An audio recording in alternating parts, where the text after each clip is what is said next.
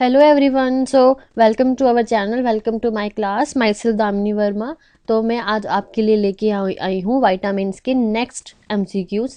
जो मैंने कल आपको 15 एमसीक्यूज़ करवाए थे जो बहुत ही इजी लेवल के थे, और आज मैं कोशिश करूँगी आपको हाई और मॉडरेट लेवल के एमसीक्यूज़ देने की। और मेरी आपसे यही है कि आप जितने भी एमसीक्यूज़ हैं इनको अच्छे से रीड करें और कोशिश करें इन्हें खुद सॉल्व करने की। और जिन्होंने भी अभी तक एमसीक्यूज़ या फिर ये वाइटामिन्स का चैप्टर नहीं पढ़ा है, नहीं देखी है वीडियोस, तो वो प्रीवियस वीडियोस देख सकता है। तो let's start. Our first question is different type of vitamins are. कौन कौन से वाइटामिन्स होते हैं? जैसे कि हमें पता है हमारे पास वाइटामिन्स होते हैं, एक होता है हमारे पास फैट वाइटामिन और दूसरा होता है हमारे पास वाटर सॉल्युबल वाइटामिन। इससे ज़्यादा हमने कोई भी नहीं पढ़े हैं। और यहाँ ऑप्शंस में हम देख सकते हैं, ए ऑप्शन है हमारे पास फैट, बी ऑप्शन है वाटर सॉल्युबल, सी ऑप्शन है बोथ ए एंड बी, और डी है नन ऑफ द अबव। तो यहाँ पे आंसर सामने पता चल रहा है, सी ऑप्शन है both A and B. So next question, fat soluble vitamins are. हमारे पास फैट सॉल्युबल वाइटामिन्स कौन कौन से होते हैं? तो हमारे पास फैट सॉल्युबल जो वाइटामिन थे वो थे ए, डी, ई और के।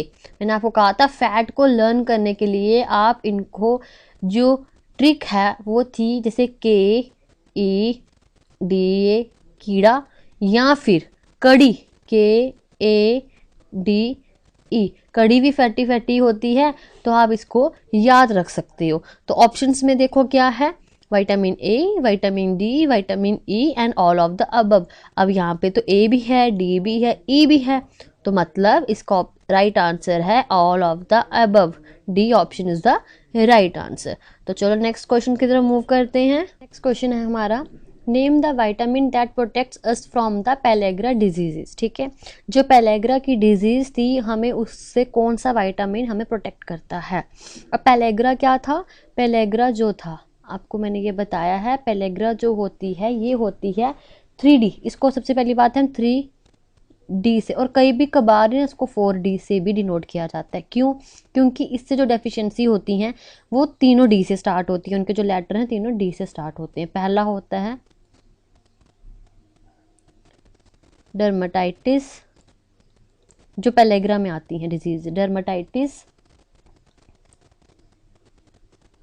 डायरिया, डर्माटाइटिस डायरिया, और है डिमेंशिया, डिमेंशिया। ठीक है, अब डर्माटाइटिस डायरिया डिमेंशिया, 4 से मतलब डेथ, 4 से मतलब है डेथ, इसीलिए इसको 4D और 3D कहा जाता है।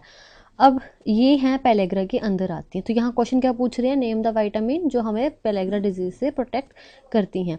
तो वो कौन कौन सी होंगी? B5, B7, B3, all of the या नन ऑफ द अबव। तो स्टूडेंट्स इसमें हमने पढ़े थे वाइटामिन की बी की फॉर्म्स, तो उसमें B1, B2, B3 जब ये सारी आती हैं, तो जो B1 थी वो थायामीन थी जिससे बेरी था।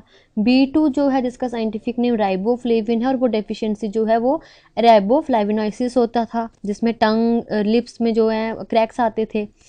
अब B3 में पेलेग्रा आती है। B3 में वो होता था जिसमें हमें स्किन पीलिंग, रियलिटी ख्वाब लगने लगती है, डायरिया, पेट खराब होने लगता है, दस्त लग जाते हैं। तो इसका राइट आंसर है ऑप्शन नंबर सी।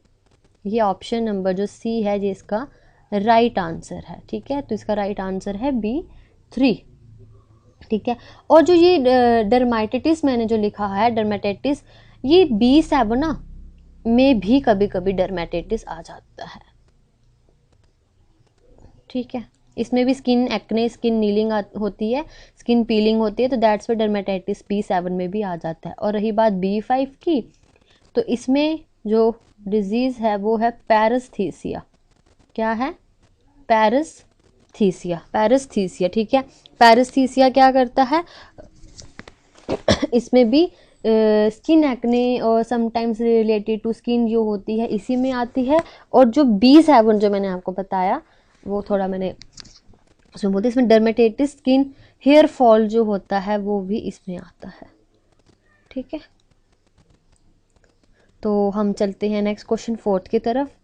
तो अगर आपको इसमें भी डाउट है कि जैसे मैंने आपको बताया डर्मेटाइटिस B7 में है और B3 में भी है, एक्चुअल स्किन से रिलेटेड ये जो B में है जैसे 7 हो गया, 3 हो गया, 5, ये कुछ ना कुछ एक दूसरे से रिलेट करते हैं। जो B7 है ये लेथार्जी, हेयर फॉल, हमारी स्किन, हमारे इसमें बहुत इंपॉर्टेंट है। B7 का रोल जो है हमारी हेल्थ है, जो हमारे हेयर, स्किन, नेल्स को लेके इंपॉर्टेंट है, इसलिए डर्मेटाइटिस इसमें भी आता है। और रही पैरेस्थीसिया, पैरेस्थीसिया भी स्किन एक्ने, स्किन नीडलिंग के लिए करता है, इसमें इसके सिम्टम ये हैं, तो ये B5 में आते हैं इंपॉर्टेंस। और B3 जो मैंने आपको बता दिया, ये पेलेग्रा का स्पेशली पूछा हुआ है, तो वो B3 में आ जाएगा। ठीक है, तो कन्फ्यूज़न नहीं होनी है, हर चीज़ का कोई ना कोई एक मेन सोर्स जो होता ही है वो ऑप्शंस में आपको समझ आ जाएगा। ठीक है, पेलेग्रा आप B3 में ही पढ़ोगे, बाकियों में आप नहीं पढ़ोगे, स्पेशली पेलेग्रा। ठीक है, तो अब हम पढ़ते हैं question number next. Which of the following vitamin is also known as cobalamin. Cobalamin जो है वो किसे कहा जाता है, एक ऐसा और कौन सा नाम है विटामिन का जिसको कोबालामिन भी कहा जाता है। तो मैंने आपको बताया था कि एक विटामिन ऐसा है जो कोबाल्ट मेटल से बना हुआ है, तो इसका आंसर आपके सामने स्क्रीन पे है, सॉल्यूशन विटामिन B12। B12 को कोबालामिन कहा जाता है, और ये ऐसा विटामिन है जो हमें सिर्फ और सिर्फ नॉन वेज से ही मिलता है, जैसे कि हमारे मीट, अंडे, इनसे ही मिलता है। इसीलिए अब इसको वेजिटेरियंस क्या करें, एक्चुअली ये जो है हमारा लीवर जो है इसको फॉर्म करता है, लीवर भी इसको फॉर्म करता है। तो चलते हैं नेक्स्ट क्वेश्चन की तरफ। तो हमारा नेक्स्ट क्वेश्चन है, retinol is the scientific name of which vitamin. किस विटामिन का साइंटिफिक नेम रेटिनॉल है। तो पहली बात, रेटिना जो वर्ड है हमारी आंखों के लिए होता है, और आंखों के लिए आ से आंख, और विटामिन ए इसका आंसर है। सिंपल, जो विटामिन है ए इसका आंसर है। रेटिनॉल जो है वो विटामिन ए का है। ठीक है, vitamin A was discovered in which year. कौन से ईयर में विटामिन ए को डिस्कवर किया था। तो विटामिन ए को डिस्कवर किया था 1912 में। अब इसके पीछे एक हिस्ट्री है, इसके पीछे एक हिस्ट्री है जो मैं आपके सामने शेयर करूंगी। 1912 में इसको डिस्कवर किया था, कहाँ गया, हाँ बी ऑप्शन, 1912 इसको राइट आंसर है। और इसके पीछे एक हिस्ट्री, एक बायोकेमिस्ट थे जिनका नाम था फ्रेडरिक गॉवलैंड हॉपकिंस, जिन्होंने क्या किया है, इसको विटामिन्स को डिस्कवर किया है। मैंने आपको बताया था, टर्म कॉइन की थी सेजर ए फंक ने, लेकिन डिस्कवर इनको किया था, उनको नोबेल प्राइज़ भी मिला था, और उनका नाम है बायोकेमिस्ट का फ्रेडरिक गॉवलैंड हॉपकिंस। ठीक है, इन्होंने डिस्कवर किया था, और इन्होंने क्या फैक्टर्स प्रेजेंट किए थे, जैसे मिल्क में, फैट्स में, प्रोटीन्स में, कार्बोहाइड्रेट्स में, इन्होंने कुछ फैक्टर्स को, अननोन फैक्टर्स को फाउंड किया। बट इन्होंने देखा कि जो हमें रिक्वायर्ड है ग्रोथ के लिए, जैसे रैट के लिए, इन्होंने क्या किया, और biochemist known as Frederick Hopkins जिन्होंने फाउंड किया एक unknown factor present in milk that were not fats, proteins और carbohydrate but were required to aid जैसे growth in rats। इन्होंने rats पे एक्सपेरिमेंट किया कि एक अननोन फैक्टर है, जैसे कि मिल्क में प्रेजेंट, वो फैट भी नहीं है, वो प्रोटीन भी नहीं है, वो कार्बोहाइड्रेट भी नहीं है, लेकिन वो बहुत इंपॉर्टेंट है ग्रोथ रैट्स की कराने के लिए। तो लेटर उन्होंने डिस्कवर किया कि वो विटामिन हैं, और विटामिन ए उन्होंने वहाँ डिस्कवर किया, जिसने हॉपकिंस वाज लेटर अवार्डेड इन 1929 में। 1929 में इनको अवार्ड मिला, कौन सा अवार्ड मिला इनको, इनको अवार्ड मिला नोबेल प्राइज, इनको नोबेल प्राइज इसकी डिस्कवरी के लिए मिला। ठीक है, तो एक्सप्लेनेशन में इनका क्या था, जो बायोकेमिस्ट थे नोन एज फ्रेडरिक गॉवलैंड हॉपकिंस, उन्होंने एक अननोन फैक्टर को फाउंड किया जो प्रेजेंट था मिल्क में, लेकिन that were not fats, not protein, not carbohydrate, but वो कह रहे थे कि वो रिक्वायर्ड था to aid growth in rats. तो उसके बाद उनको अवार्ड मिला इसके लिए। ठीक है, अवार्ड मिला इनको इसके लिए। अब नेक्स्ट क्वेश्चन जो हमारा है, name the vitamin which are essential for the health of the brain. Brain की हेल्थ के लिए कौन सा विटामिन जो है बहुत इंपॉर्टेंट है। ठीक है, तो इसका आंसर है विटामिन, ऐसे ऑप्शंस में vitamin B6, vitamin B9, vitamin B12। तो मैं आपको बता दूं, हमारे ब्रेन के लिए सारे ही विटामिन बहुत इंपॉर्टेंट होते हैं, तो इसका जो आंसर है वो है ऑल ऑफ द अबव, इसका राइट आंसर है ऑल ऑफ द अबव। तो ये इसेंशियल है ब्रेन हेल्थ के लिए, इसीलिए एक बात याद रखना, इन तीनों को, ये तीनों जो है इंपॉर्टेंट है, इसीलिए इनको ब्रेन वाइटामिन्स भी कहा जाता है। ब्रेन वाइटामिन्स में कौन कौन से आगे, B6, B9 और B12, इनको ब्रेन वाइटामिन्स भी कहा जाता है, ठीक है। Now next, which among the following is the reason for blindness in children world wide. World wide में चिल्ड्रंस की जो ब्लाइंडनेस है वो, उनमें ऐसा कौन सा रीजन है, किस, which among the following the reason for blindness in children world wide.